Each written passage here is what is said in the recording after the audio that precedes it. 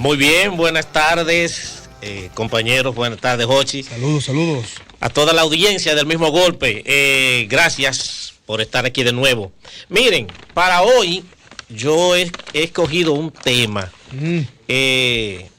Quizá mucha gente podría estar esperando, pero vamos a hablar de Año Nuevo o de la costumbre de Año Nuevo. No, de eso hablamos el año pasado.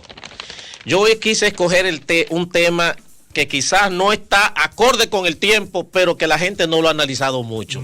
¿Cuál será? Y es, ¿desde cuándo inicia una práctica que aquí le dicen malpiolo o malpiolaje? Ay. Entonces vamos a hablar de malpiolo. El malpiolo. Emblemático en los amoríos en Dominicana. Sí. Pero que realmente el nombre como tal no era malpiolo, sino era el alcahuete.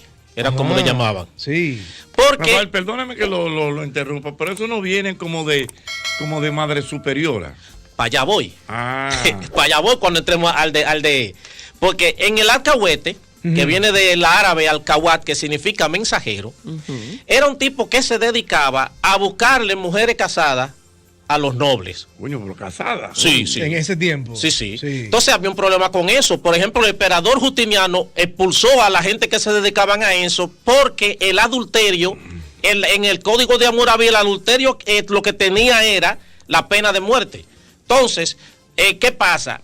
Lo que hacía era el alcahuat o alcahuate, que si por ejemplo yo estaba enamorado de la mujer tuya, yo era un rey, etcétera, tú venías, iba a la casa, yo lo enviaba a la casa tuya, a decirle a la mujer que yo estaba enamorado de ella, pero a enviarte un regalo a ti. Oye, como el esposo. Entonces, por lo general, le enviaba un caballo, algo por el estilo, porque eso le permitía poder entrar en una relación cercana con el esposo de la tipa. Sí, claro. Y entonces así poder entrar a la casa. Tiempo después va a surgir ya mujeres prostitutas que ya por antigüedad en el servicio debían retirarse. Y entonces se convertían en la madame. Dicen, pero ven acá, lo que nosotros ahora debemos hacer es transformar el negocio.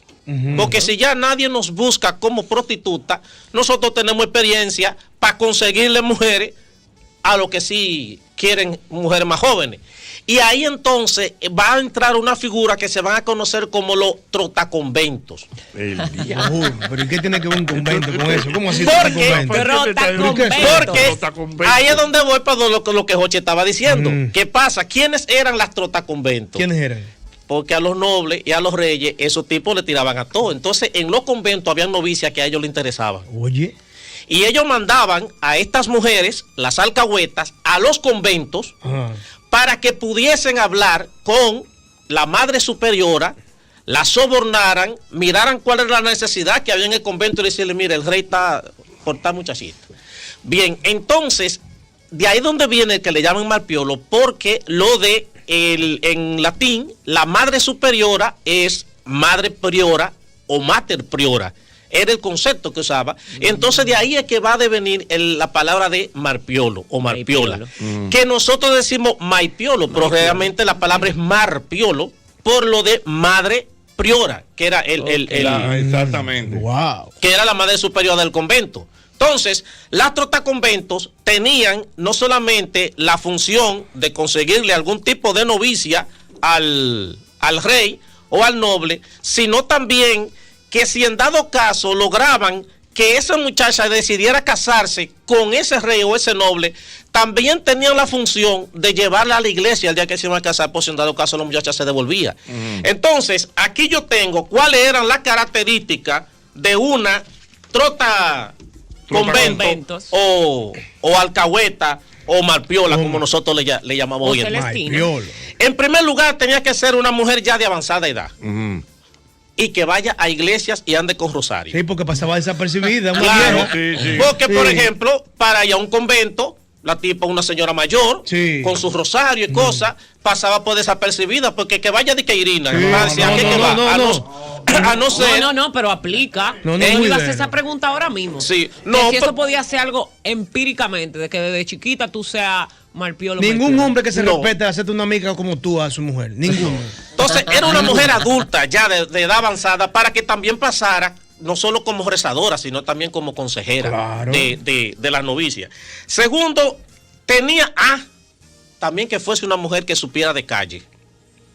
¿Cómo de calle? De calle. O sea, que la tipa se supiera el tigueraje, Sí, de cómo era cómo es que se habla en las calles. Que manejara los datos. Una ex prostituta. Exacto. Sí. Por eso, por lo general, eran prostitutas también. Sí. Una persona que tuviera la inteligencia para saber actuar en cada momento. O sea, porque una de las cosas es que tenía que ser discreta. Claro. Pero después resultó un problema de que estas mujeres lo que hacían era que empezaron a utilizar la información que manejaban para chantajear. Ay, mi madre. Entonces, si por ejemplo el rey, ya sabían que el rey le mandó a decir a fulana de tal que esta cosa, después le decían al rey, mire, recuérdese que yo fui quien le fui a llevar el mensaje a fulana de tal, yo necesito que usted me resuelva tal cosa, o que usted me dé esto, o que usted me dé lo otro. Entonces, por eso después cambiaron que en vez de mujeres fueran hombres. Y por todo que fueran amigos. Otra cosa que me pareció también interesante, pero un tanto extraña, que supieran provocar abortos. Oh, claro. Claro. Le llamaban herbolera. Es lógico. Es lógico, imagínese Sí. usted que un rey mande a buscar una de esas mujeres y entonces se vuelva un primogénito. sí, ¿Tú me entiendes? sí. Hay que cuidarse.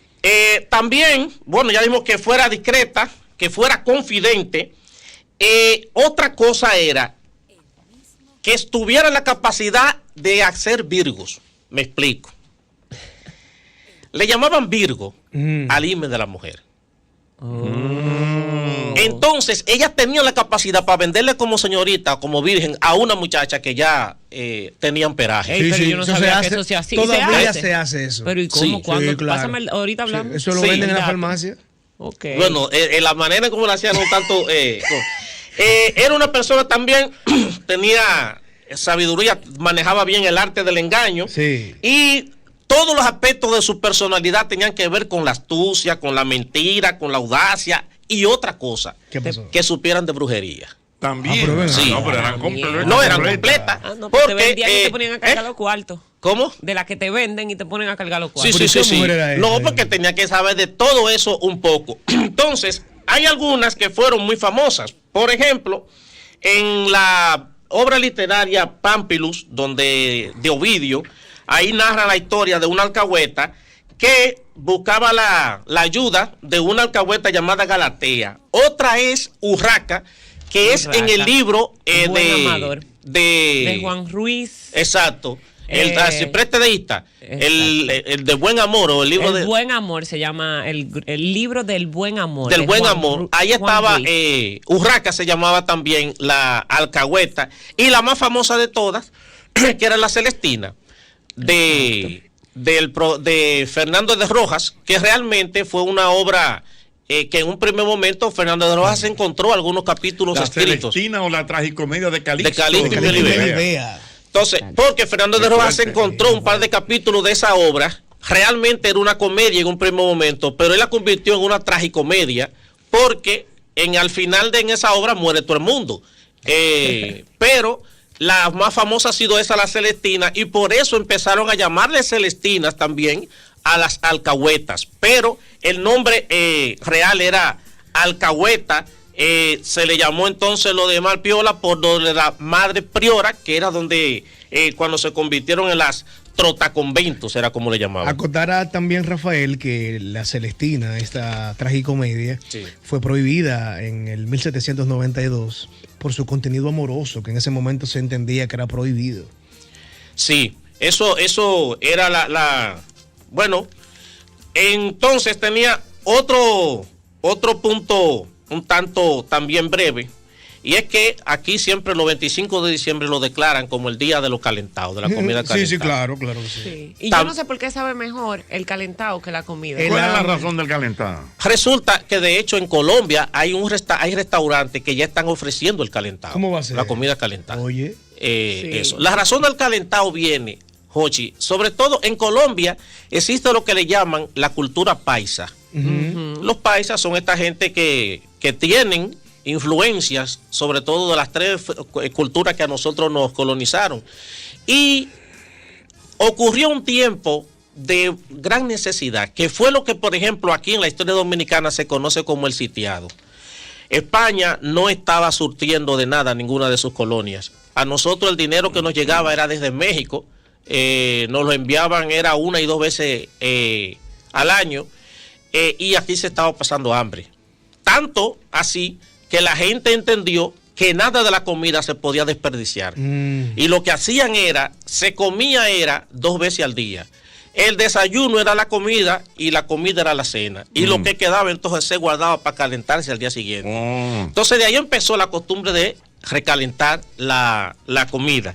Y eso se quedó como costumbre realmente en la sociedad dominicana y también en América Latina. Como decía, hay algunas... O sea, que eso del calentado no solamente es aquí. No, en Colombia también. En Colombia, don Hochi, hay un plato que es de desayuno que se llama el calentado. Yo recuerdo que yo visité Colombia y el plato te trae frijoles, habichuelas, o sea, arroz, un montón de cosas que yo decía, wow, pero si la bandeja desayunan paisa con puede esto. ser que sea eso mismo. Pero Sí, también aquí las sí. mujeres se han acostumbrado a calentar por el hecho de no cocinar, no querer hacer cocinados al otro día, porque el 24 se fajaron a cocinar. Sí, también es verdad, Sí. es válido, es válido. Están en tubio el Claro. 24 el día entero, entonces al otro día se levantan a las 11 y calientan comida. Sí, No, y como que bueno, tú sabes que tú te pasas el día entero comiendo empanada y comiendo cosas y a veces tú ni cenas, ¿entiendes? Bueno, usted sabe que le pasó Sí, eso, sí, Hochi. sí. Entonces al otro día es que tú dices, ok, aquí Sí, es. sí. Vamos a esto.